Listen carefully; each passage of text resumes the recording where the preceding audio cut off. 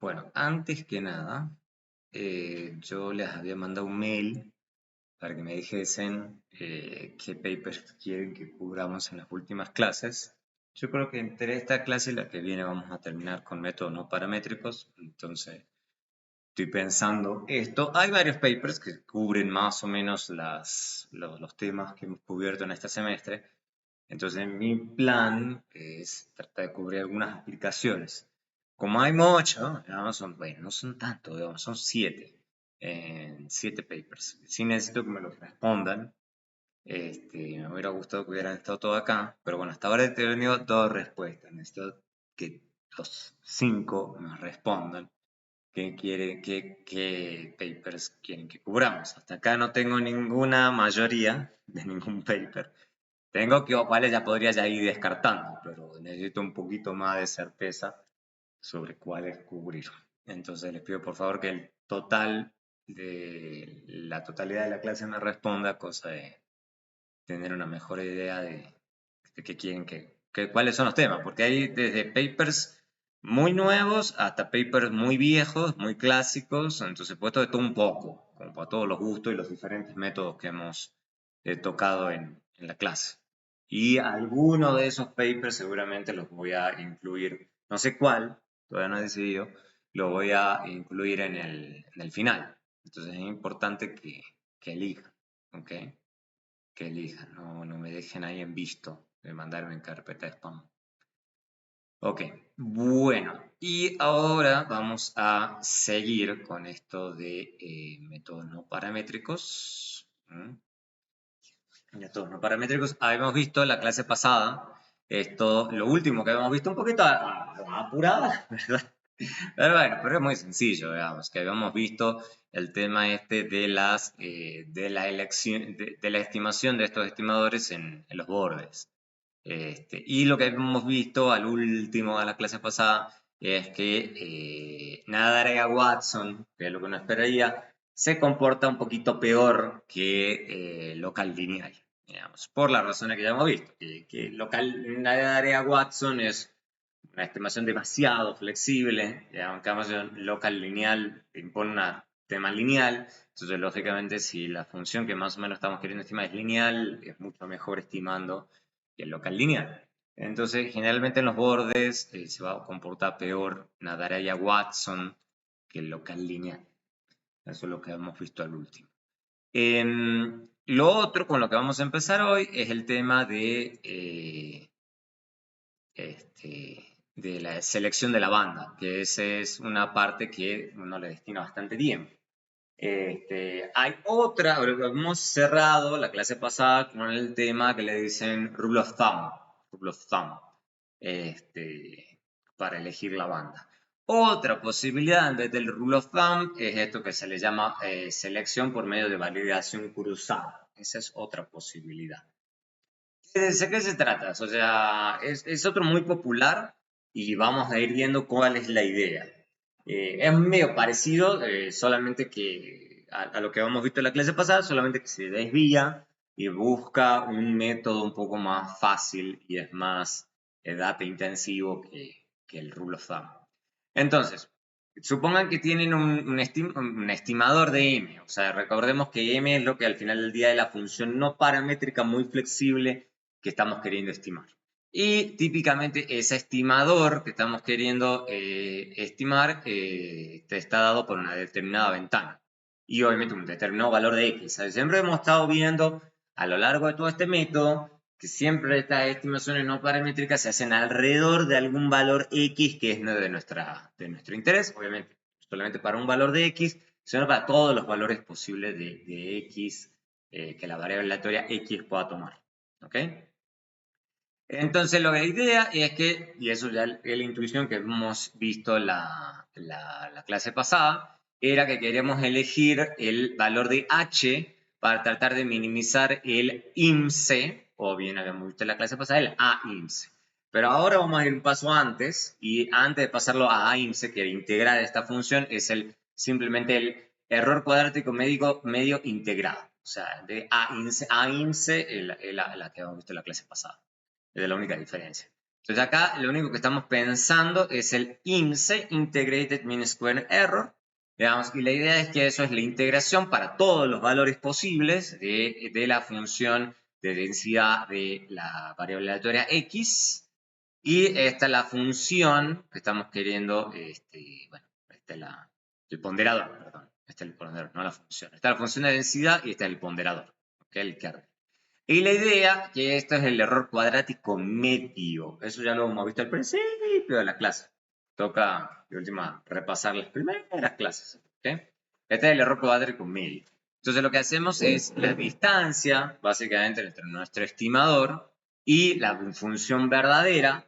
O sea, por eso las fórmulas hay que verlas con un poco de detenimiento, a ver qué es lo que uno está haciendo. Entonces uno está tomando la esperanza del cuadrado de esa distancia. Es medio parecido, si uno lo piensa todo según medio parecido al tema de los residuos al cuadrado. Solamente que está en términos no lineales, o sea, está en términos muy generales. Y en vez de tomar una sumatoria, estamos tomando una integral. O sea, esa es la diferencia. Pero es bastante parecido a lo que siempre estamos haciendo. Esto es un criterio para tratar de elegir la ventana óptima, ¿ok? Porque fíjense que acá está la H, ¿ok?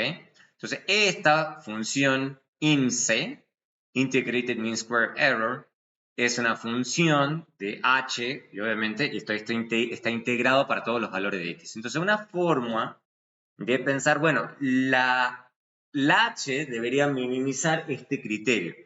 Y la intuición es la misma que siempre, o sea, la idea es tiene que haber alguna función de pérdida que se le dice en general en el tema computacionales que queramos minimizar.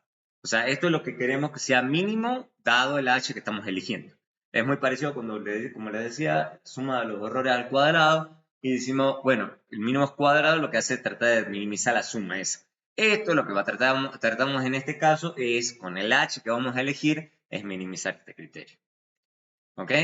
Fx y w de x es lo mismo que antes. ¿Ok? Y la diferencia entre esta función, que estamos suponiendo que ya la tenemos, y la función real, que es la que queremos estimar, la idea es que se pueden estimar, porque eso es lo difícil, digamos. Lo difícil es que no tenemos esto, que está acá adentro. ¿Ok? La idea de validación cruzada es que se pueden armar unos errores de predicción que se dicen dejar uno afuera.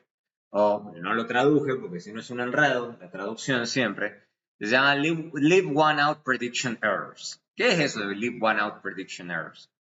Es básicamente tomar la función que estamos viendo, el valor de la variable. Recuerden que siempre tenemos una variable dependiente, esa es la intuición siempre. Y lo que estamos haciendo es armar algún estimador, alguno, veamos, solamente que le ponemos un -1 acá. Ya lo voy a explicar qué significa ese -1. Y eso lo vamos a denotar con EI moñito. ¿Ok? La idea es que lo que estamos... no creo que lo teníamos acá a continuación. La próxima vez se lo agrego. Básicamente lo que estamos haciendo acá, ¿qué es? Vamos a suponer que tenemos esta variable dependiente y tenemos un estimador de la función m, cualquiera sea ese estimador, y eso está calculado por una determinada ventana y un determinado valor de x, digamos en los datos que tenemos, porque esa es la idea, que estos son datos, ¿ok? Y ese -1 que está ahí significa que estamos dejando afuera una observación. ¿Ok? Eso suena un poco exótico, pero ya van a ver que sí tiene razón, que sí tiene algo de sentido.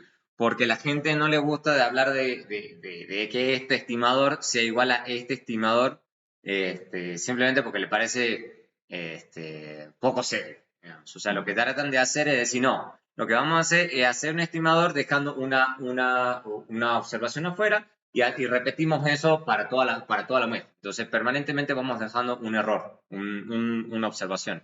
La idea es, la intuición, es que en realidad lo que uno está tratando de hacer es, bueno, vamos a utilizar toda la muestra, excepto una observación, para ver cómo toda la muestra nos puede predecir esa observación.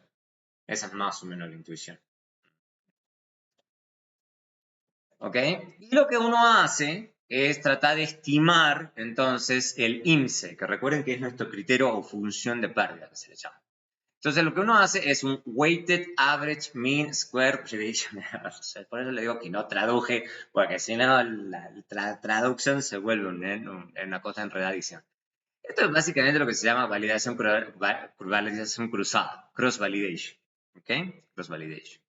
Entonces lo que estamos haciendo es básicamente, si se fijan 2 segundos, dice, entonces esto es como una suma de residuo al cuadrado. Sí, básicamente sí. Solamente que ponderado. Para que a veces uno no se da cuenta. Pero esto es ese leave one out prediction error. O sea, estamos haciendo ese cálculo dejando uno afuera. Lo estamos elevando al cuadrado. O sea, es como una suma de los residuos al cuadrado. ¿Ok? Solamente que le estamos metiendo un ponderador, que es el ponderador que vamos a usar siempre en estas estimaciones de kernel, y lo estamos promediando. ¿Y ya? Eso es todo. O sea, no es súper difícil, pero la gente a veces se enreda. ¿Ok?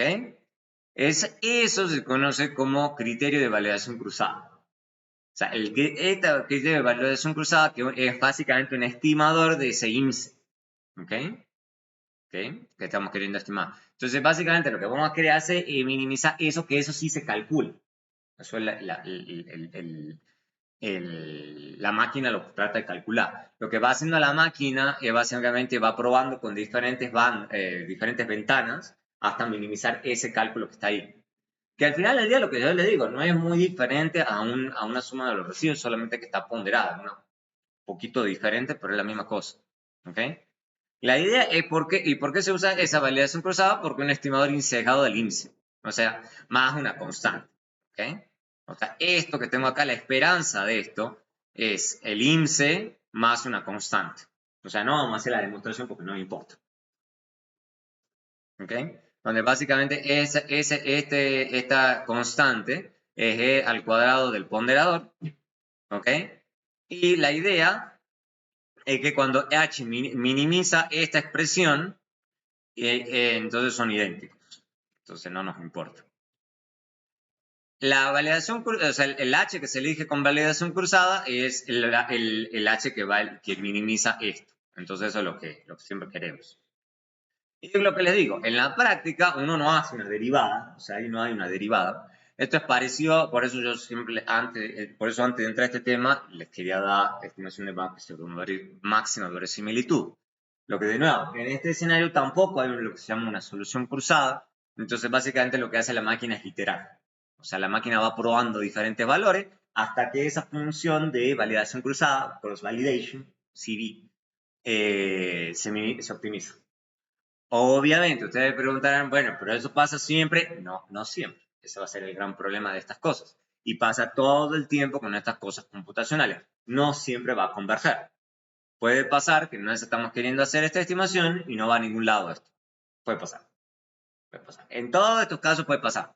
Que todo esto, como son muy computacionalmente intensivos, no vaya a ningún lado. Lo mismo que pasa en estimación por máxima verosimilitud, que puede pasar en cierto escenario que simplemente no funcione la cosa.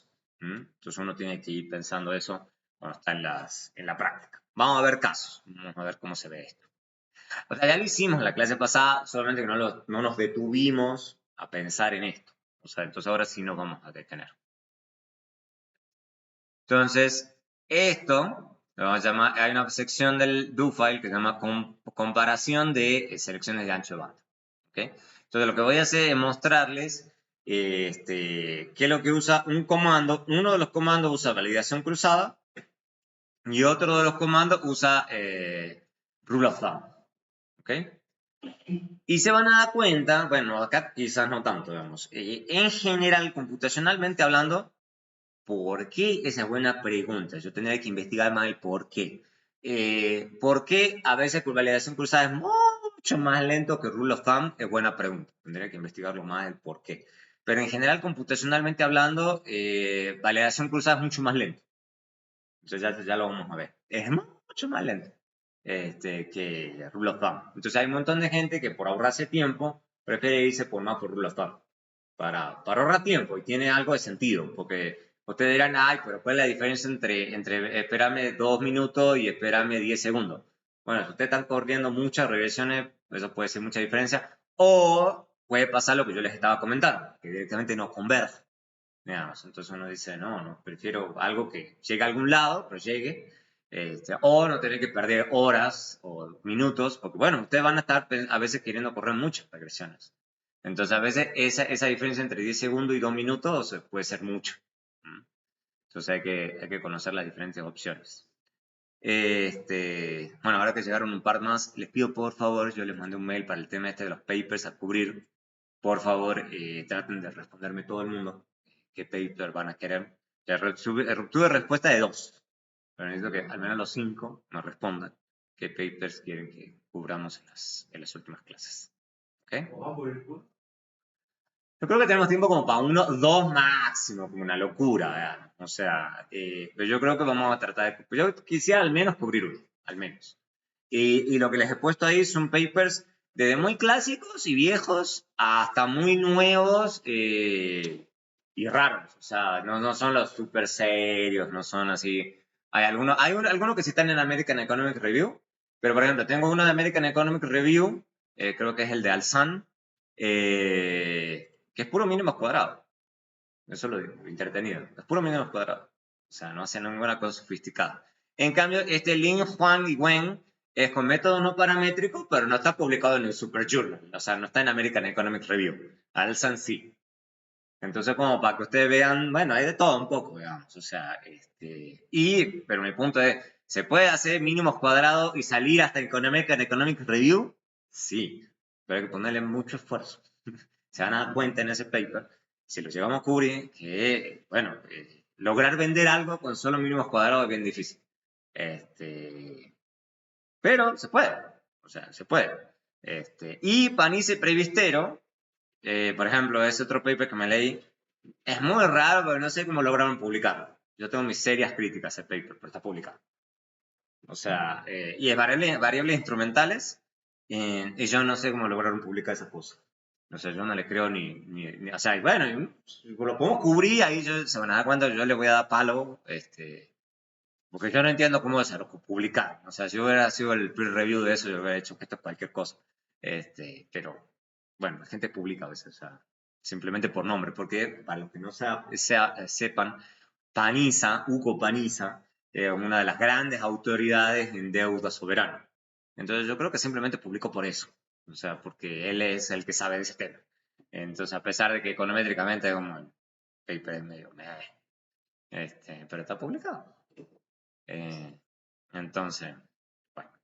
Entonces, el mensaje es, lean. O sea, no se lean de todos los papers, son 7 papers, no les va a dar el tiempo humano para leerles a los 7. Pero sí, al menos leanse el título, el abstract, así como para decir, este es el que me parece más interesante, voy a votar por este. Porque la idea mía es tratar de incluir algunos de esos papers para el final. ¿Okay? Entonces traten de votar. De votar. Que los elegidos, obviamente. De estos 7 que están acá, claro. Sí. O sea, no, acá yo tengo unos que la gente ya votó, pero pueden elegir el que ustedes quieran. Por lo menos 2 votos por alguno y bueno, cubrimos ese entonces.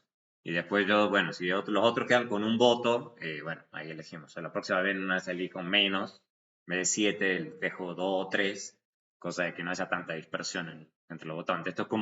Esto se estudia en economía pública, esto en política, digamos, de cuando a veces uno tiene demasiadas opciones no es tan buena idea. Bueno, se habrán dado cuenta, bueno, el domingo creo que no fue tan grave. Había 5 opciones nomás. Podría haber sido peor. 5 opciones reales. O sea, las otras no las contemos. Pero típicamente son 3. Si ustedes se dan cuenta, en economía política se estudia eso. O sea, por muchas opciones que uno tenga, generalmente uno se termina gravitando por 3. Eso casi siempre se da. Porque la gente no es capaz de estudiar tantas opciones. O sea, entonces yo creo que no es el error que no haya cometido yo. Me acuerdo. Bueno, entonces, vamos a ver toda la selección de ancho de bandas. Entonces, vamos a armar simplemente datos. Datos, como toda la vida.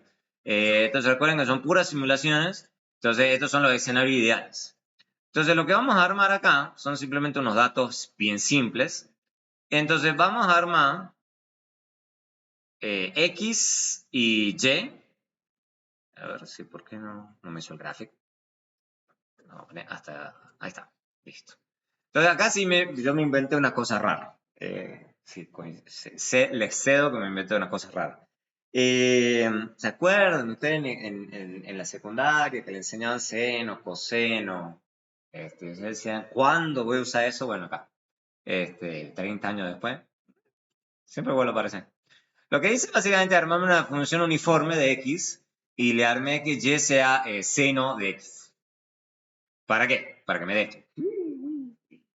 Podría haberle puesto tangente, o sea, hacer tangente inversa, o sea, hay otras formas. Pero ¿cuál es la idea? ¿Cuál es el chiste de hacer esto? Digamos, que se vea raro, ¿ok? Se vea como una onda, ¿ok? Entonces la idea es que esto no es tan lineal como uno quisiera. Entonces ahí es donde surgen estos métodos no paramétricos. ¿Podría haber elegido otras formas? Sí, podría haber elegido otras formas, pero el chiste es ver qué tan buenos son estos métodos para estimar este tipo de cosas, ¿ok? Esa es la idea. Entonces, dicho eso, armemos una función, digamos, que sería la real, porque esto es directamente una función. Entonces, si uno viese esto en los datos, no habría econometría, porque uno diría esto no tiene mucho chiste. Pero lo que ocurre normalmente es que tenemos ruido. Esa es la idea. Entonces, cuando tengamos ruido, entonces nos va a pasar eso. Nos va a pasar que hay una onda detrás, pero no la sabemos. ¿Ok? O sea, la idea es que nosotros no desconocemos esa línea roja. Lo que vemos son solamente los puntos. ¿Ok? Esa es siempre la idea de todas estas simulaciones. Tenemos un escenario ideal, entonces, pero sí le tenemos ruido alrededor. Y lo que queremos ver es qué tan buenos son nuestros métodos para acercarnos a estas estimaciones. ¿Me van siguiendo? ¿Qué es lo que estamos haciendo? Bueno, hecho eso, digamos, tratemos de probar con estos diferentes métodos. Entonces, voy a utilizar NP-Regress. Entonces, NP-Regress, recuerden, va a utilizar validación cruzada. ¿Ok? Y lo que voy a hacer acá es, fíjense, NP-Regress, kernel, Y, que es el Y que tengo acá, y XCEF, que es la función que yo me armé acá. Y le voy a poner estimator constant. Estimator constant, recuerden, es Nadaraya-Watson, ¿okay? Que es la estimación constante. Le voy a poner simplemente que no le ponga la derivada, porque no me importa, y que me prediga, que me dé las predicciones MHAT básicamente, del comando. Eso, porque después lo quiero comparar, por eso lo voy a guardar. Entonces lo voy a correr así rápidamente, después de esta simulación, corre. Y fíjense que afortunadamente acá corre bastante bien. Bastante bien. Podría no correr bien. ¿Ok? Entonces miren, acá dice clarito, computando función media. ¿Ok? Minimizando la función cruzada. ¿Ok? Entonces lo que va haciendo es iterando. Va probando con diferentes ventanas. ¿Ok? Hasta llegar a la ventana óptima. ¿Ok? Y acá nos dice clarito. La ventana óptima que encontré fue esta. ¿Ok? Ahí lo dice de uno. ¿Ok? Y me dice, esto es la regresión local constante o Nadaraya-Watson, no lo está poniendo con Nadaraya-Watson, pero eso es. ¿Ok? Y me dice acá el R cuadrado, me dice qué kernel usó, cómo eligió la banda, y este es el valor promedio de las estimaciones. ¿Ok? Effect estimates at average of derivatives, you may compute standard errors. Esto también nos podremos... Porque fíjense que en todo esto no hay errores estándar. Si le quiero poner que me dé errores estándar, se va a demorar bastante más. Lo vamos a hacer rápidamente simplemente para que se vea. Yo le puedo poner BC Bootstrap. No he tenido tiempo de correr de cubrir Bootstrap. Para que sepan, Bootstrap lo que hace básicamente es no sacar cálculos de errores en base a funciones asintóticas y derivación de la teoría, sino que básicamente hace que de los mismos datos surjan los errores. ¿Okay? Básicamente itera un montón de veces la máquina hasta decir, el error más o menos debe ser este. Digamos, chao. Y deja que los errores hablen. Eso suena muy bonito, el problema es que es muy lento. Lo vamos a hacer rápidamente para mostrárselos. Que yo le vamos a poner np, esto que está acá, y le voy a poner VCE Bootstrap. Eso se puede, claro, pero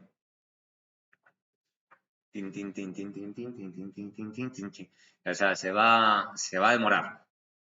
Se va a demorar. En este caso fue relativamente rápido, pero eso que acaba de correr en unos cuantos segundos, eso, y fíjense, ahora sí me calcula un p-value, un intervalo de confianza, etcétera, etcétera. Y este es local lineal, ¿no? Es el que es por defecto. Entonces acá fue rápido, pero podría ser lento. ¿Okay? Por eso lo estoy haciendo sin eso, simplemente a los efectos de la rapidez. Pero para que sepan que sí se puede calcular los errores. Lo siguiente que podemos hacer es, por ejemplo, sí hacerlo a la estimación, pero por local lineal, sin las, sin la, eh, sin los errores, no lo estoy haciendo sin los errores para que esto sea rápido. Y fíjense que acá es interesante, para que simplemente a los efectos de la comparación. Fíjense que en esto que hicimos acá arriba, él hizo la validación cruzada de la banda, ¿ok? Y esto era ¿cómo se llama? Para local constant.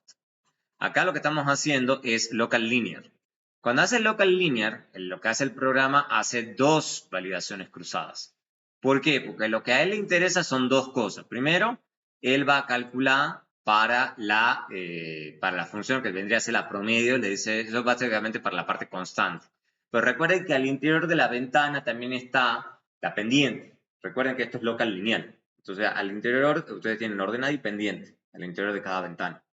Entonces, a él también le interesa, y esta es la segunda que está haciendo él acá, es tratar de calcular lo mejor posible también la derivada de esa función, ¿okay? Que es la segunda que está ahí. Entonces, hace dos veces la validación cruzada. ¿Por qué? Porque está tratando de calcular la ordenada y la pendiente de la mejor forma.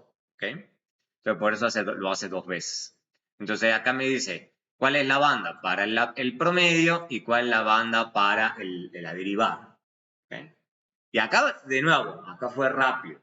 Puede no ser tan rápido. ¿Mm? Y acá me hace claramente, me muestra cómo se eligió la banda, validación cruzada, Epanichnikov, etcétera, etcétera, y sale. ¿Mm?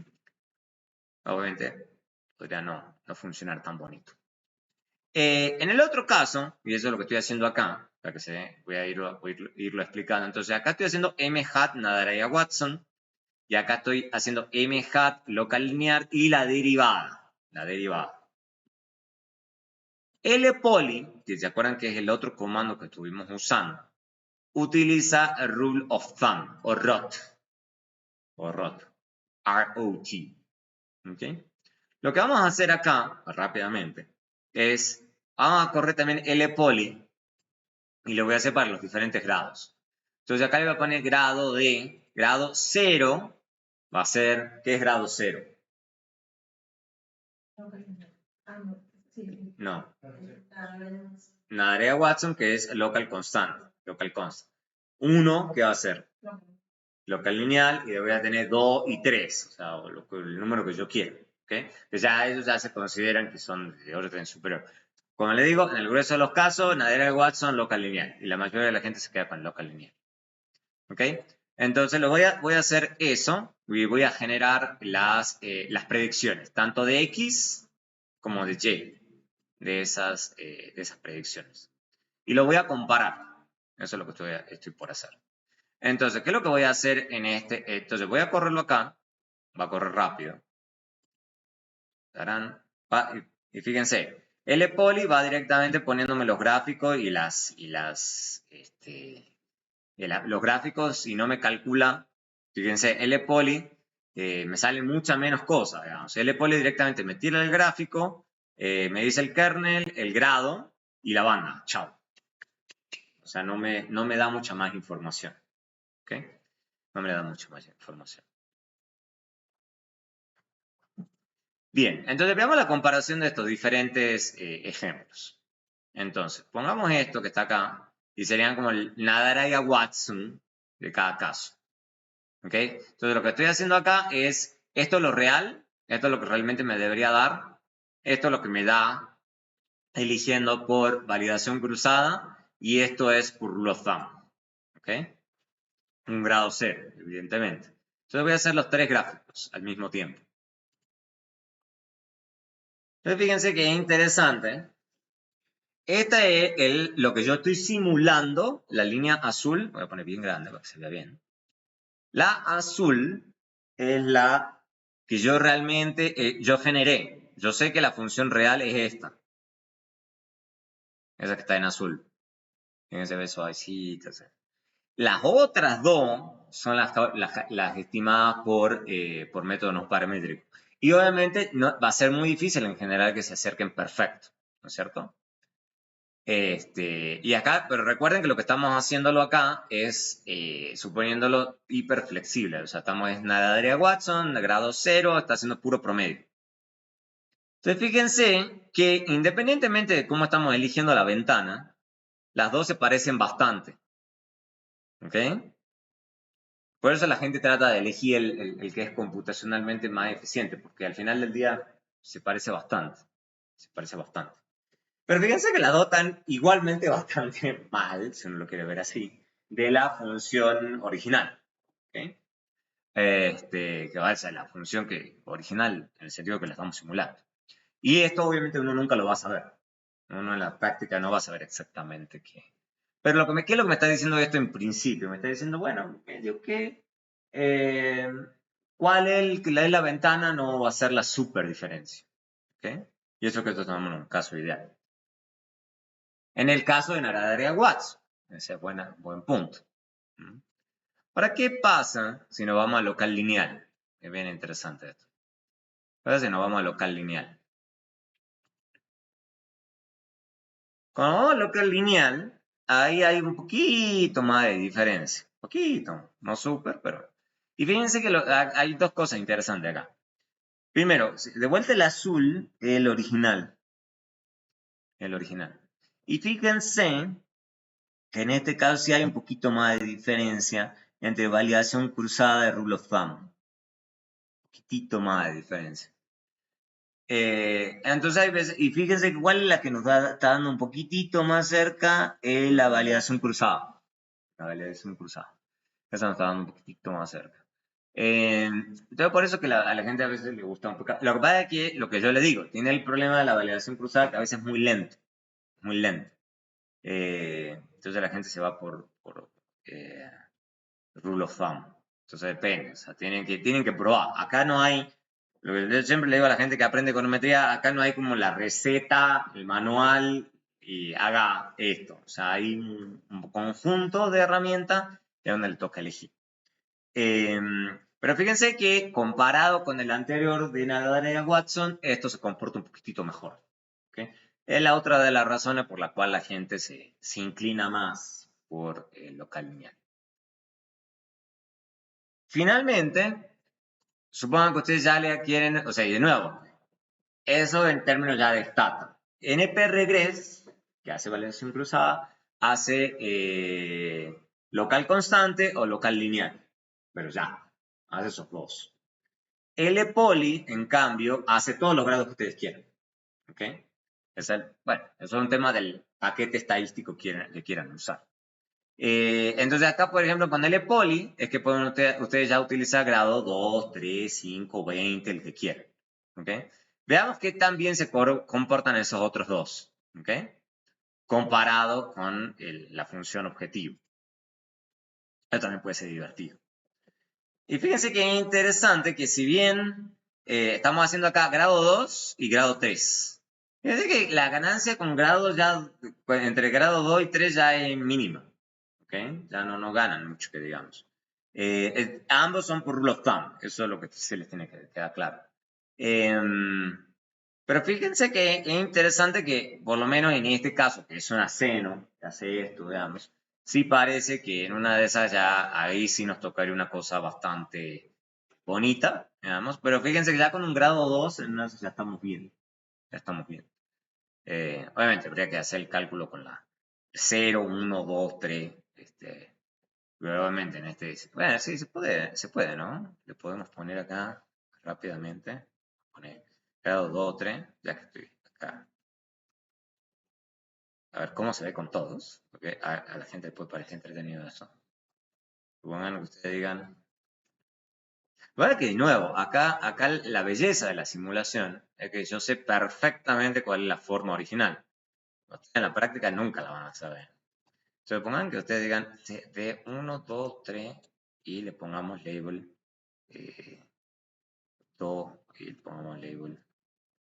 Son los labels, vamos a agregar 2 más. Está divertido. Se me acaba de ocurrir. 2, 3, entonces este va a ser 0, grado 0, grado 1, y acá le tengo que poner label 3 y label 4. Para que me pongan los labels donde es. No puedo hacer eso. Fíjense, interesante cómo se va suavizando cada vez más. Y el legend, en esto el legend 1, 2, voy a poner así, voy a sacar esto. Yo creo que ahí se va a ver bien. Listo, ahora sí. Y le tengo que poner label acá. 1, 2, 3, 4, 5. Listo. Listo.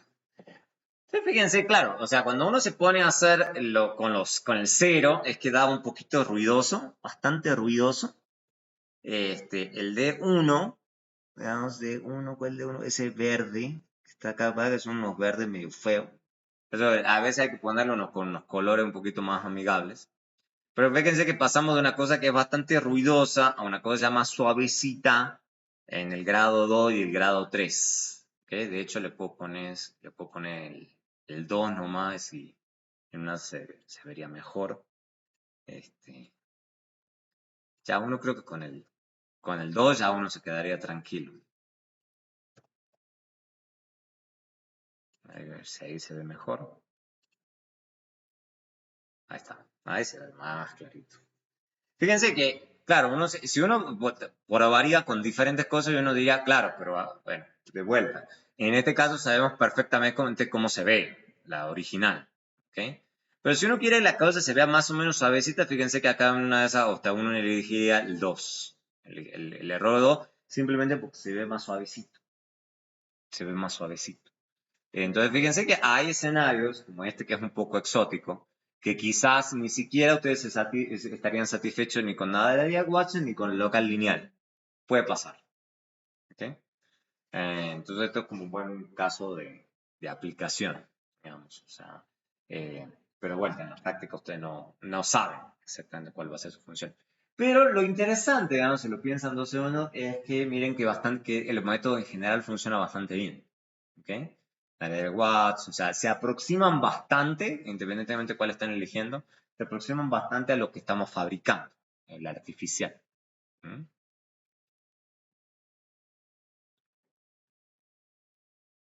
Listo. Y ahora ya, bien, y esto ya lo vamos a hacer al último. Esto lo vamos a hacer al último, la aplicación ya empírica.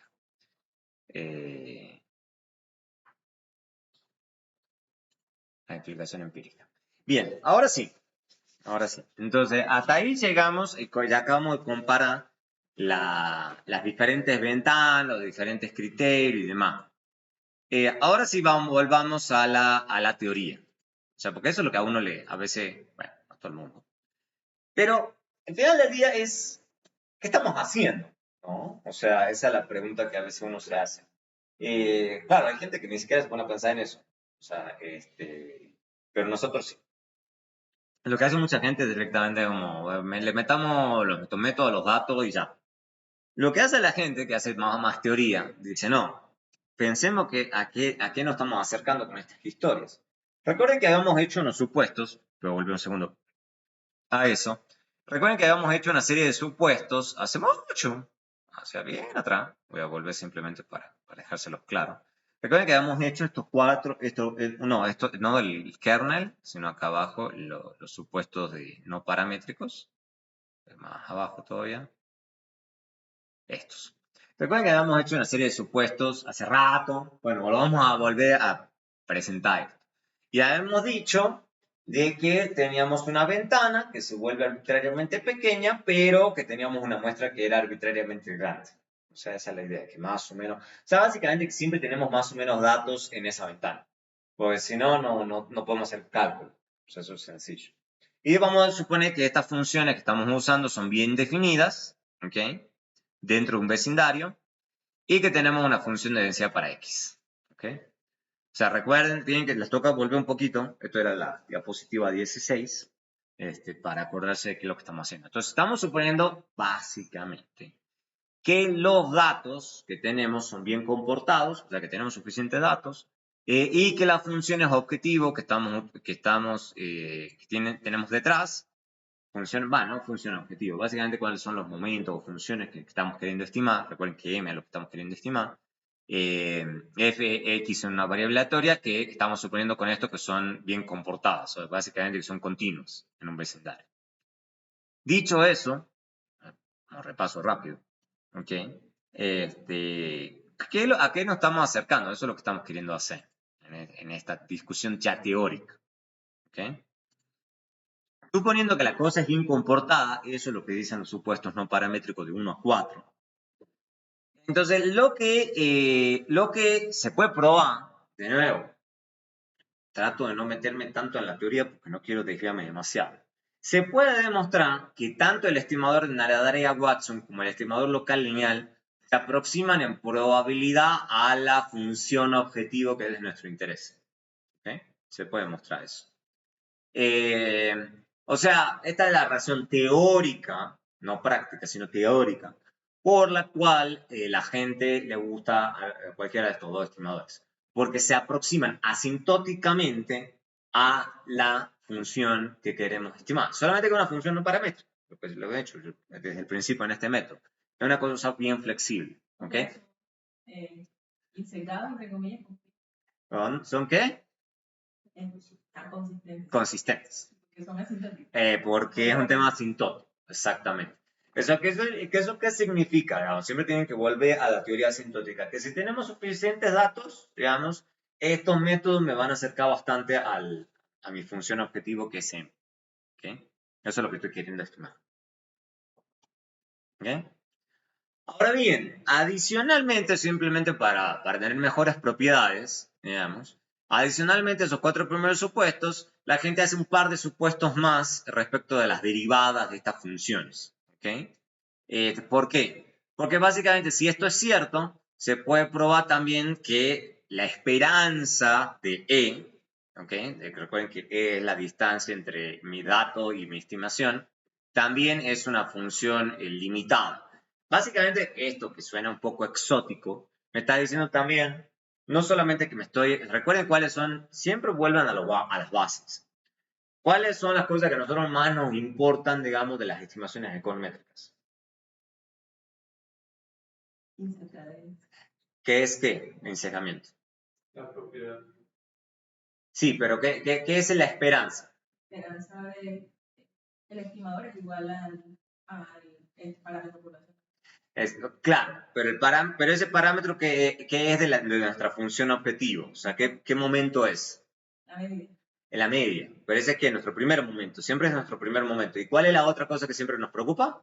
La varianza. La varianza, ¿ok? O sea, obviamente, lo que siempre decimos, nos puede preocupar otros momentos, sí, pero típicamente nos interesan esos dos. ¿Por qué? Porque el primero tiene que ver con esto de consistencia, de consistencia o esperanza. Y otra cosa es ¿qué? Eficiencia. ¿Okay? Básicamente lo que nos está diciendo esta propiedad muy rápidamente, para que Hansen no es el más transparente, nos está diciendo que podemos estimar bien la varianza. Nos está diciendo eso. Que si esto es bien comportado, podemos estimar bien la varianza. O sea, podemos calcular bien la precisión de la estimación. O sea, porque recuerden que esas son las dos cosas que siempre queremos. Queremos consistencia o encejamiento y además eficiencia.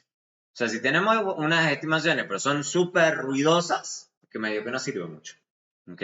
Queremos las dos cosas en general. ¿Ok?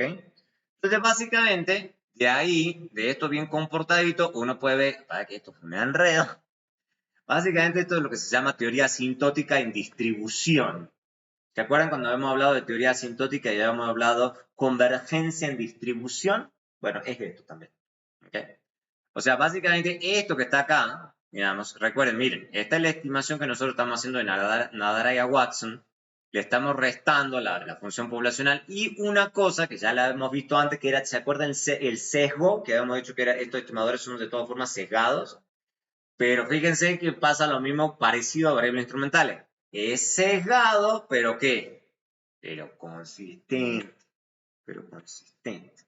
Entonces, ¿qué es lo que estoy haciendo? Tengo que hacer entonces en términos distributivos. Y bueno, restarle el sesgo. Si no, no va a converger. Entonces le resto el sesgo que sabemos que va a tener. Y entonces esto me está diciendo que esto multiplicado, porque antes teníamos raíz de n, ahora es raíz de n por la ventana. Esa es la única diferencia. Esta expresión va a converger en distribución, a una distribución normal con media cero, porque esta distancia va a converger a cero, porque es un estimador consistente, sesgado, consistente, con esta forma de la varianza. O sea, básicamente podemos demostrar que asintóticamente hablando, tanto este estimador como este estimador van a tender a converger a una distribución normal, ¿okay? Con media cero, pero con una varianza bien definida. ¿Okay? Se ve un poco exótica la varianza, coincido. Pero es una distribución normal. ¿Okay? Teoría de los grandes números, teoría asintótica. ¿Okay? Entonces acá vuelve a aparecer toda la teoría que hemos visto en toda la clase. Entonces no hay que olvidarse las bases. No hay que olvidarse las bases. Estas son extensiones de nuevo de las bases que hemos visto hasta el día de hoy. Entonces, estas son las razones teóricas por las cuales la gente utiliza estos métodos. ¿Qué es lo que nos está diciendo entonces en síntesis esta sola diapositiva? ¿Ok? Estas son las distribuciones asintóticas de estos estimadores. ¿Qué me está diciendo esto primero que está acá? Que son estimadores consistentes. Y lo segundo que me está diciendo acá, que va a estar bien, suponiendo unas cosas extra, podemos suponer que la varianza va a estar bien definida. Y lo último está acá, que esas distribuciones no solamente tienen consistencia y tiene varianza bien definida, sino que además tiene distribución normal. ¿Ok? ¿Se van siguiendo? No se me pierde. Profe, el resultado no me acuerdo si era diferente para la Watson y para local. ¿En qué? ¿Con el sesgo? El resultado. Porque veo que la difusión da igual en los dos casos, pero no sé si internamente el resultado es diferente para los dos. O sea, lo que es un poquito diferente, si te fijas, es que acá el B es diferente a este que está acá. Esa es la gran diferencia. No, en el otro lado. ¿Acá? Sí, o sea, acá claramente te está diciendo que asintóticamente van a tender a converger a lo mismo. Asintóticamente. Asintóticamente. A la normal. A la normal con media cero y esta varianza. Pero es todo en términos asintóticos. Todo en términos asintóticos. ¿Ok? Que intuitivamente más o menos tiene sentido, porque ustedes dirán, bueno, que si yo tengo datos infinitos, o sea, tengo una enorme cantidad de datos, bueno, debe ser que ambos estimadores empiezan a aproximarse bastante, porque yo voy teniendo mucha información. ¿Y el problema cuál es? Y eso es la parte que yo siempre le hago el cable a tierra a la gente. El problema es que en la práctica, ustedes dato infinito no tienen. ¿Ok? Entonces, en la práctica uno se tiene que tratar de decir, no, voy a inclinarme un poquito más por porque mire cómo se ve. O sea, y no hace la estimación ya práctica. Pero asintóticamente hablando son bastante equivalentes. Son bastante equivalentes. O sea, si tuviésemos dado muchísimos datos, se parecerían bastante ambos. Ahora bien, hagamos la comparación entonces entre paramétrico y no paramétrico. ¿Okay? ¿Qué es lo que hace especial a estos métodos? Los métodos no paramétricos, fíjense, y eso va a ser un problema, no se ve acá porque ya lo vamos a ver enseguida de por qué esto va a ser un problema. Fíjense que la tasa de convergencia se dice en el caso de no paramétrico es raíz de n por h, mientras que en el método no paramétrico es solamente h. Ustedes dirán, pero, ¿y? O sea, vamos a ver. Recuerden que h tiende a 0, mientras n va a infinito. O sea, van chocando los dos. ¿Ok? Entonces, este término va más lento que solamente array de n. ¿Ok? Entonces, a usted, ¿qué me importa eso? Así les va a importar. ¿Por qué? Porque básicamente se puede demostrar que los estimadores no paramétricos convergen más lentamente que los estimadores paramétricos. ¿Ok? Pero ustedes dirán, ¿y a mí qué? A ver, ¿qué es lo que está diciendo eso en cristiano? Les está diciendo es, ustedes recuerden que en la práctica ustedes siempre van a tener muestras finitas. ¿Ok? Eso va a pasar todo el tiempo en la práctica.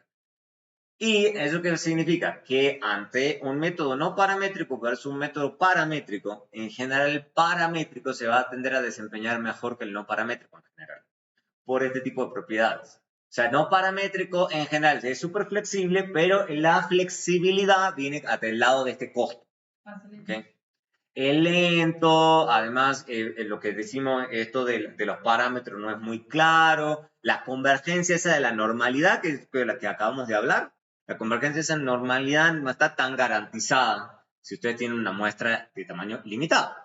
Si tienen una cosa gigantesca de muchísima información, bueno, ahí sí uno puede hacer muchos malabares, pero a veces no es el caso. Entonces, y eso tiene que ver también con esto. O sea, y esto va a tener muchas otras consecuencias. Y lo otro, que ya lo hemos estado viendo en las clases pasadas y lo vamos a volver a repetir, lo vamos a estar taladrando bastante, que tiene un término de error, tiene un término de sesgo, no error, término de sesgo. ¿Ok?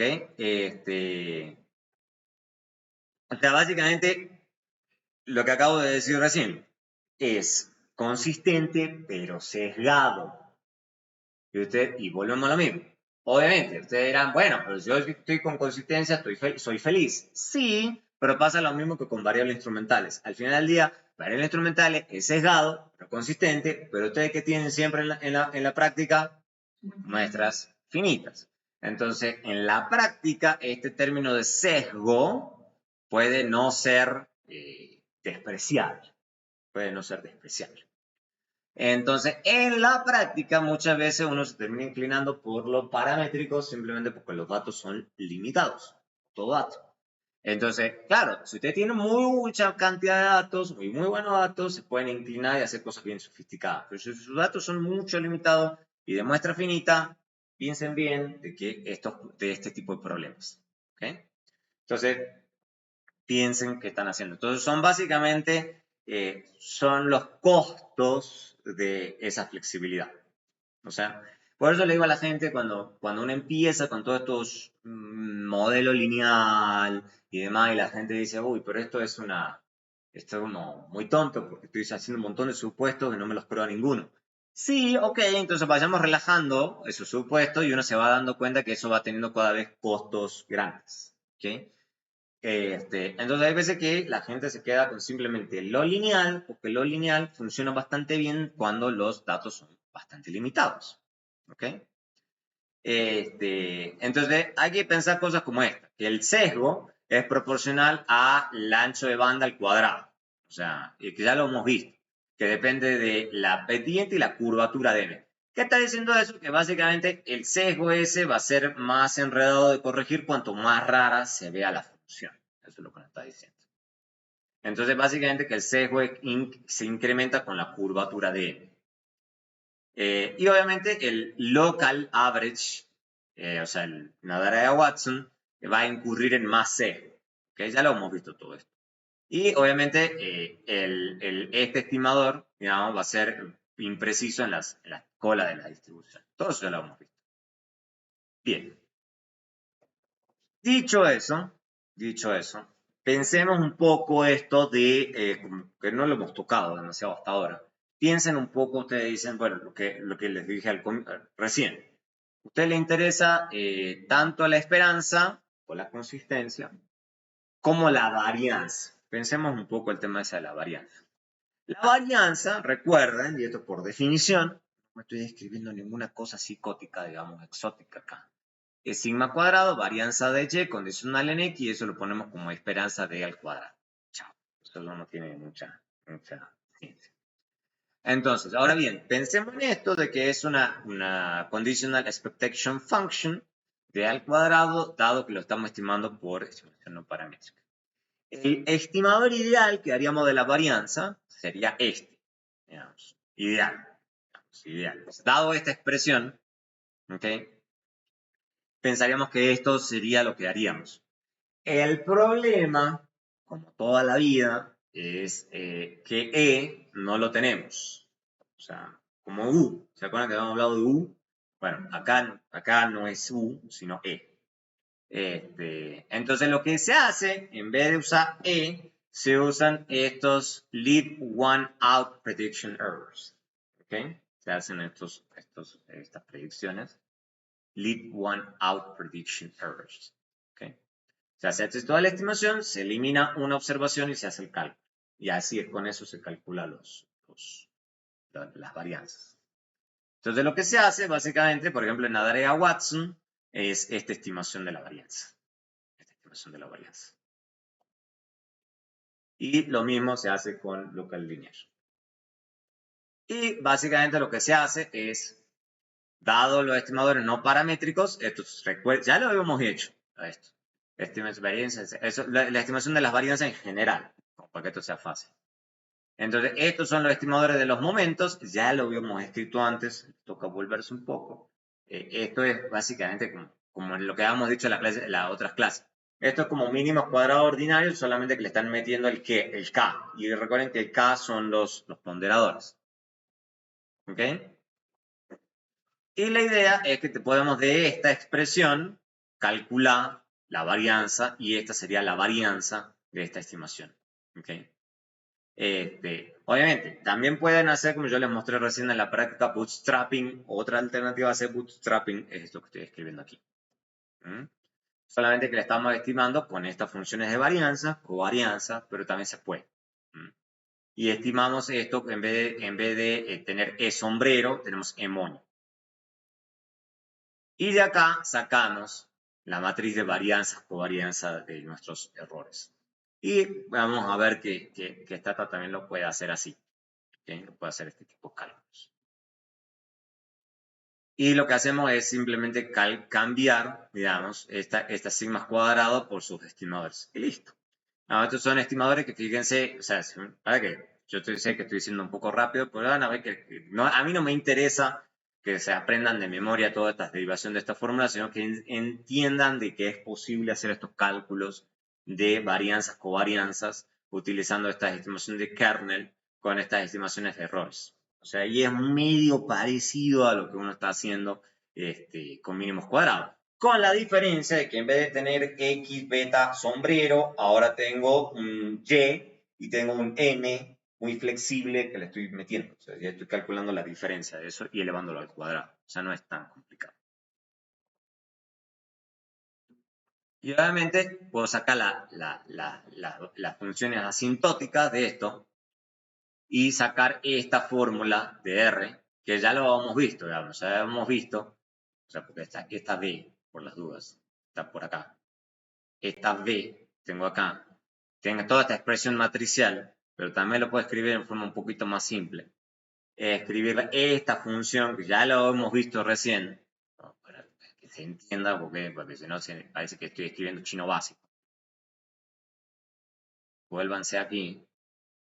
Fíjense esta expresión, un poquito más amigable, que todo es matricial y todo ese chorizo. Uno dice, bueno, ¿cómo estimo eso de forma un poco más amigable? Es la misma historia, solamente que lo estoy escribiendo más fácil.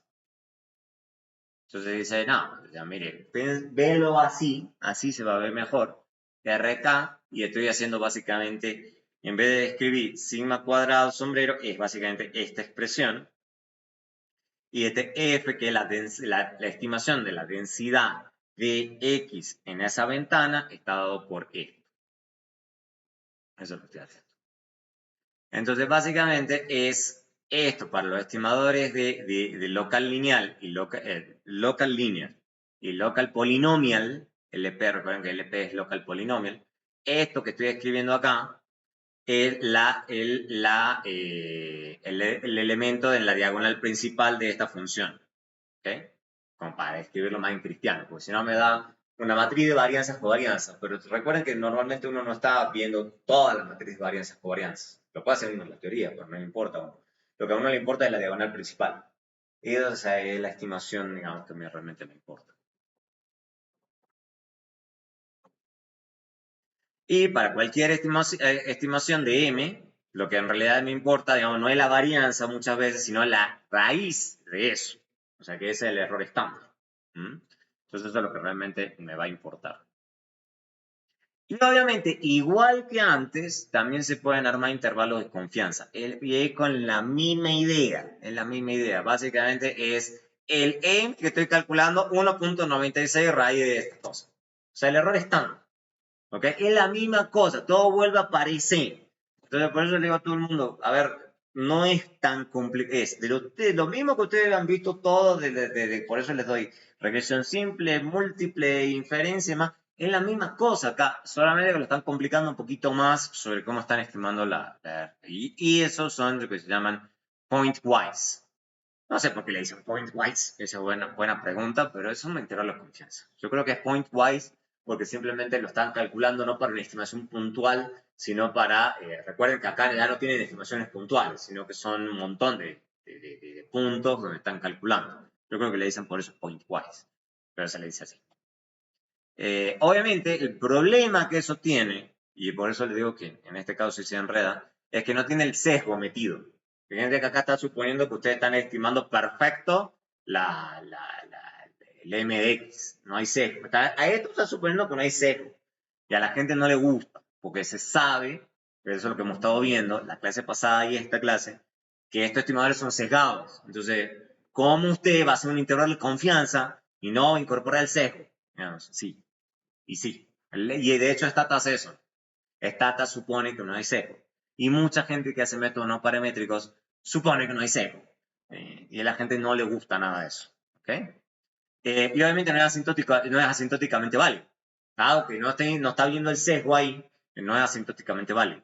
Entonces, está mal calculado. Está mal calculado. Pero interesantemente, los software estadísticos hacen esto. ¿Ok? ¿Por qué la gente no lo ha tratado de incorporar los sesgos en esto? No tengo la más remota idea. Supongo que tiene que ver con que sería medio raro armar un intervalo de confianza incorporando un sesgo, ¿verdad? Entonces, el intervalo de confianza que me está diciendo, ¿verdad? Yo creo que el problema viene por ese lado.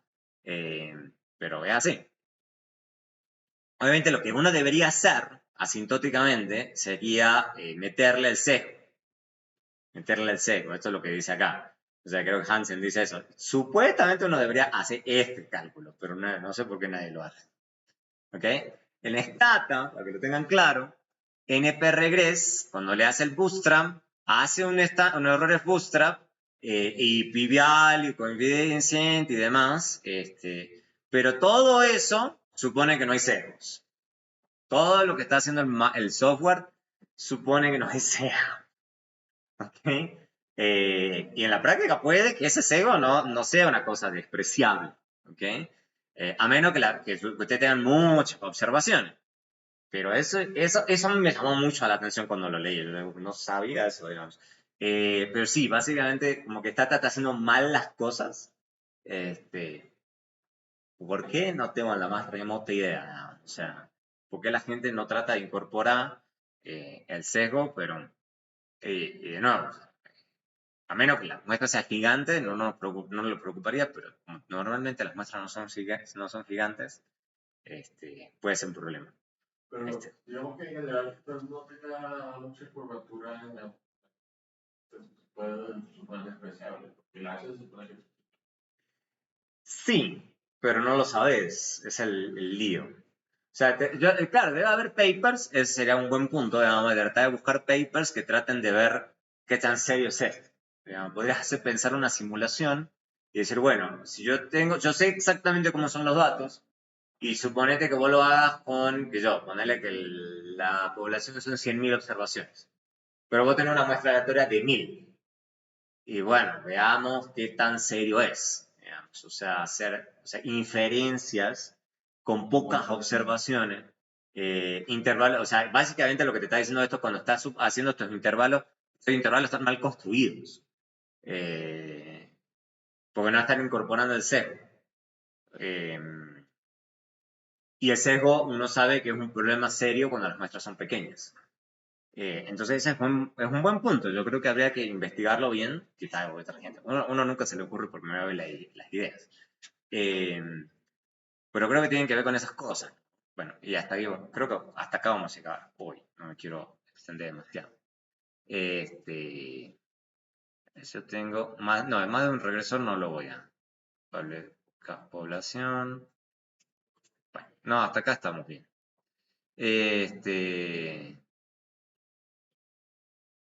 Yo no me acuerdo esto de. Podría ser eso. Lo puedo agregar para la próxima clase, quizá. Esto es una explicación, y acá es lo que yo le he puesto con intervalos de confianza. ¿Okay? Acá les he puesto intervalos de confianza, por eso lo puse acá. Entonces con esto vamos a cerrar hoy. Y voy a mostrarles los intervalos de confianza. ¿Okay? Lo que hice yo acá, y estos sí son datos, pero le doy un buen punto, digamos. Si uno hiciera una simulación en vez de datos empíricos, acá yo le voy a poner datos empíricos. Pero sería una buena aplicación decir, bueno, inventémonos datos, inventémonos una muestra aleatoria y veamos qué tan serio es este tema del intervalo de confianza mal calculado. ¿Okay? Yo le voy a mostrar qué es lo que va a hacer en una aplicación empírica, porque además, esto al final del día lo que a uno le pasa en la práctica, uno no tiene datos inventados. Acá yo estoy utilizando los datos, para que sepan, de la gran encuesta integrada de hogares. Voy a utilizar datos de 2016 para que simplemente esto sea manejable.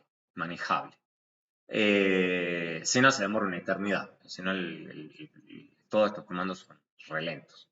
Lo que voy a hacer es una cosa súper simple, no me peguen, es de salario hora contra educación de años. Ya vamos a ver por qué voy a hacer solamente esos dos datos. Lo que voy a hacer es simplemente querer estimar en forma no paramétrica cuáles son los retornos a la educación. ¿Okay? Ese es el ejemplo simple. ¿Y cuál puede ser la intuición que uno tenga de hacer eso? Bueno, porque uno puede decir, yo tengo el salario y tengo así los años. Entonces uno diga, no estoy muy seguro cuál es la relación ahí. No estoy muy seguro de si la relación es lineal o no lineal, si uno lo ve así, ¿okay? Como una nube de puntos.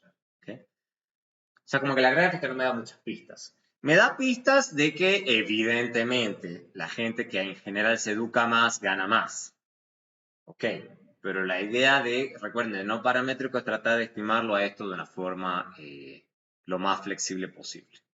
Entonces, supongan ustedes, y este es el chiste, que utilizan LPOLI. Yo no es casualidad que uso LPOLI. LPOLI lo estoy usando que es rápido.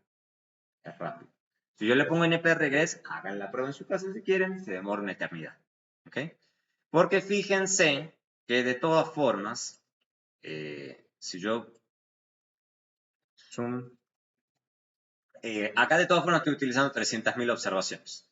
Son bastantes observaciones.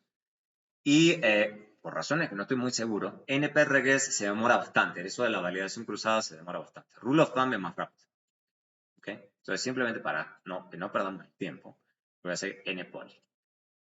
LPOLI. Incluso, ¿cuántos grados es grado 1? Acá es grado 0. Les voy a ir mostrando grado 0, grado 1. Este es grado 0, por ejemplo. Este es Nadaraya Watson, exactamente. Este es Nadaraya Watson. Y fíjense, por eso les digo que es interesante ir jugando con estos comandos. Fíjense, ¿dónde se ve la relación ahí? Mira, pues no se ve muy bien, ¿no? Está ahí la línea, ¿no? Ojo. Fíjate que no. Parece, pero parece. Ojo, es que ojo al piojo porque el ojo lo engaña a uno. Y este método es muy visible, muy al ojo. ¿Qué es lo que a uno te toca hacerle en este escenario? Es sacarle la nube de puntos. Y uno le pone no scatter. No scatter. Si uno le dice eso, veamos ahora qué se ve. Por eso no está hecho así. Ahora sí. Aparenta ser en los primeros años de educación. Exacto. Entonces, ¿qué te está diciendo esto? Por eso este ejemplo me pareció divertido, interesante. ¿Qué te está diciendo esto? Más o menos lo que uno esperaría, y es interesante hacerlo en forma no paramétrica. ¿Qué es lo que me está diciendo? La gente con pocos años de educación, en general tiende a ganar poquito. Hay un efecto. No hay, y fíjate, exactamente. Y no se ve, exacto.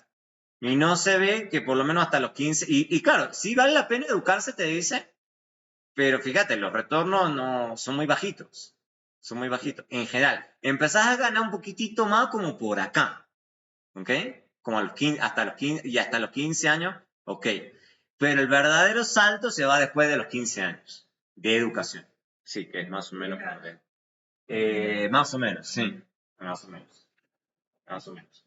Entonces, fíjense, pero es bien interesante porque básicamente, fíjense que tiene el intervalo de confianza acá. Entonces, fíjense que el intervalo de confianza casi no se ve aquí. Claro, pero donde se ve grande es acá. Pero, ¿qué es lo que estás diciendo entonces en general de este ejercicio? Me está diciendo básicamente que la gente, toda esta gente que gana por acá, gana muy poquito y está todo el mundo metido en la misma bolsa. Todo el mundo metido en la misma bolsa. Digamos. O sea, básicamente estoy casi seguro que la gente va y se queda ahí. Y después se viene un salto, pero pegado a ese salto, fíjense, ya tenemos un salto que se va incrementando. Fíjense, esto me está diciendo salario por hora. Entonces, como por acá, la gente llega pasa de ganar, que yo, esto puede ser como 5,000 pesos por hora, como por aquí, alrededor de los 15, como esto debe ser como 14 años, 13 años, pasa a ganar casi 10,000, el doble, por hora. Ya, cuando ya pasan de los 15 años, eso debe ser como 16, 17 años. Eso debe ser 17 años de educación. ¿Okay? Y acá ya se pega el salto grande.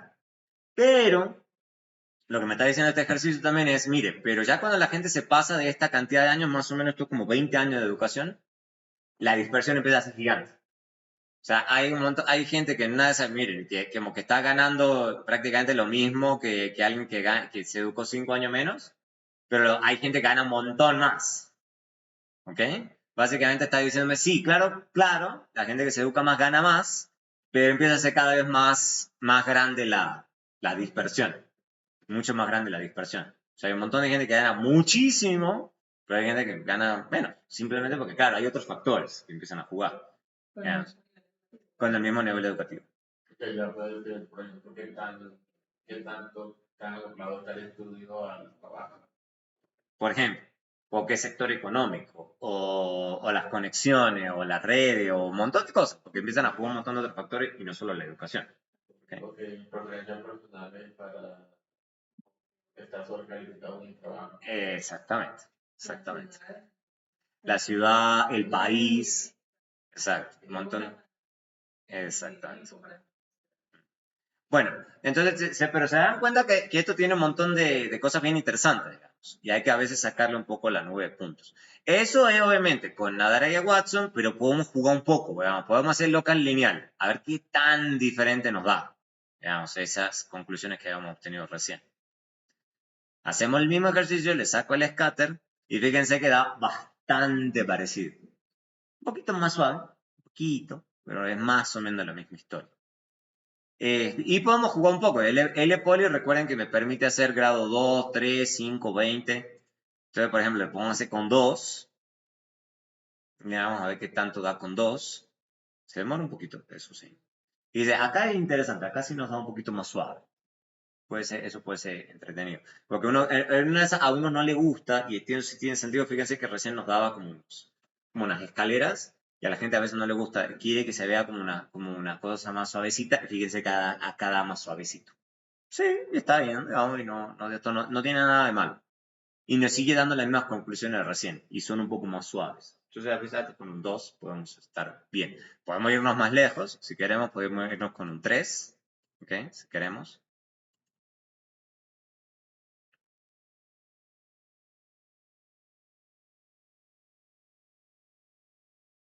Entonces podemos irnos a este.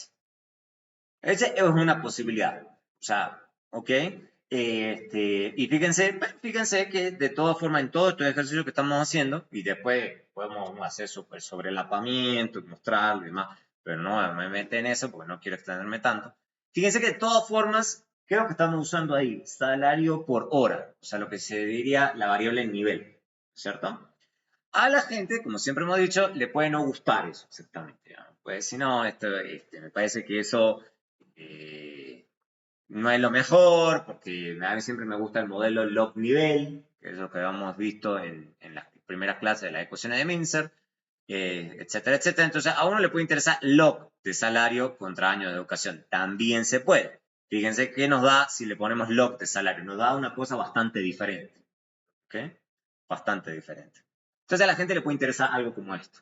Si no, es que con el log tiene mejores propiedades, puedo calcular la diferencia de año a año, se lo puede interpretar como una semi-elasticidad, pero también lo pueden hacer, nadie impide que lo hagan log de hora. Entonces van a querer modelar en forma no paramétrica el log del salario por hora contra año de educación. También se puede. No hay muchas limitaciones. Tenemos esto acá. Y también tenemos el intervalo de confianza. Lo que pasa es que no se comporta muy bien. Ese es el lío. ¿Ok? No se comporta súper bien. Pero fíjense, como a veces a uno que viene empieza diciendo, no, me pago al log y...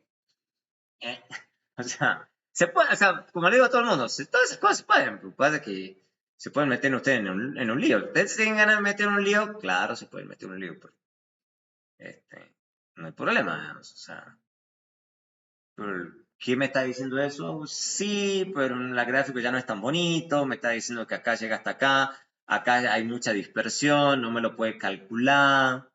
Se puede, pero es medio cortadito, no sé. Eso ya es una cuestión de gusto. Puedo jugar un poquito con los grados también. Se puede. Vamos a ver con grado 2. Hasta recién con grado 2 da. Recién. Los otros como que la ventanita queda muy corta. Esta es la ventanita, evidentemente lo está agrandando. Acá puede ser interesante, cuando ya paso al grado 2, me da una cosa más suave, me da este salto que habíamos hablado recién, me da los intervalos de confianza, fíjense, un poquito más acotados, eso a uno le puede gustar más.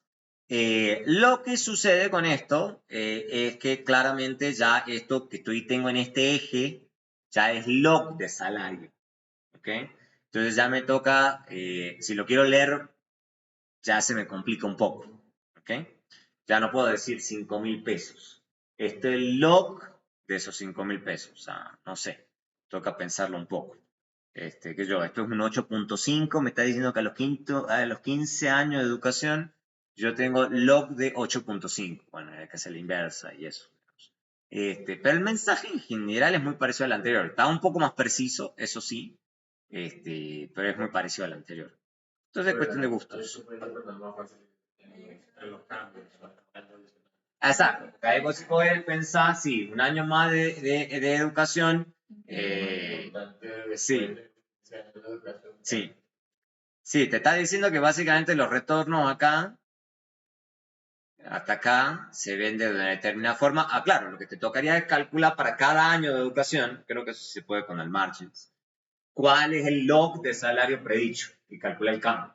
Porque ahora es no lineal, entonces no vas a sacar un beta, ahora vas a sacar un montón de betas. Digamos, ¿ok? Entonces te tocaría calcular para cada año de educación, digamos, cuánto te da y calcular la diferencia. Por ejemplo, o completar la universidad, por ejemplo, cosas por el estilo, o completar la secundaria, por ejemplo, y así sucesivamente. Bien, y fíjate que es interesante porque el salto más gigante, evidente, es aquí, después de los 15. Y que después, más o menos, después de acá, lo que te está diciendo es que básicamente ya, sí, ganas un poco más, pero no mucho. Que pasa que no, son logs, los saltos, eso, en términos de dinero, puede ser alto. Pero el salto más grande, evidentemente, es aquí.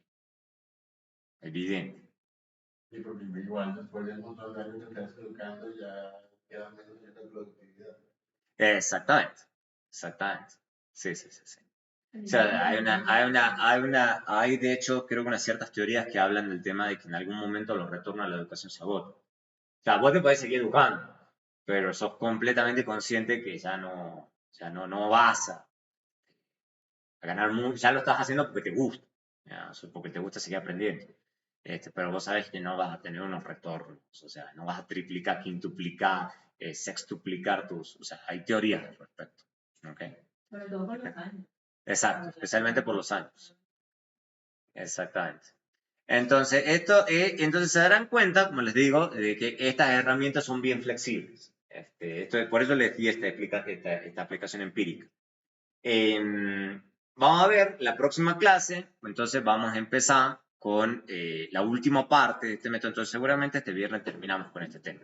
Que vamos a ver qué pasa, porque hasta hoy, entonces, hemos visto un solo regresor. Y fíjense que incluso en todo este análisis hemos puesto salario, educación, o Y y X, y siempre ha sido un solo regresor. Y fíjense todas estas complicaciones. Vamos a ver qué pasa cuando tenemos más de un regresor. ¿Qué es lo que empieza a pasar cuando tenemos más de un regresor? Y seguramente entonces la semana que viene vamos a cubrir papers. Entonces les pido por favor que me den unas votaciones a ver cuál de esos papers tienen ganas que cubramos. ¿Cubrimos uno? ¿Cubrimos dos? No sé. Vamos a ver. Depende cuál elijo. Hay algunos papers clásicos, sencillos, y hay otros papers un poco más nuevos, pero un poquito más enredados. En el correo está la referencia completa de cada paper. Está en Teams. En Teams están todos los papers. Pueden ir acá. Dale, no, nada. Van acá y van en archivos. Hay una carpetita que se llama papers. No hace falta que se los lean. Son un total de 7 papers. No se los lean, o sea, pero por lo menos lean el título, el abstract y digan, este me parece que está interesante.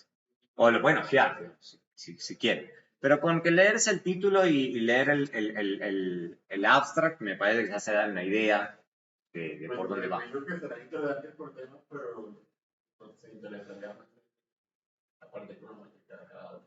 Ah, claro, eso es lógico. Sí. Sí, eso es lo que más nos vamos a concentrar. Pero cada uno de esos tiene diferentes métodos, diferentes preguntas. He tratado que cubran exclusivamente cosas que hemos cubierto este semestre. El semestre que viene sí vamos a tener puro paper. Muchos más papers. Pero porque le vamos a tener muchas más bases para cubrir esos papers. Sí, es la esperanza. Esperamos que nos den los mismos días y las mismas cosas. Claro.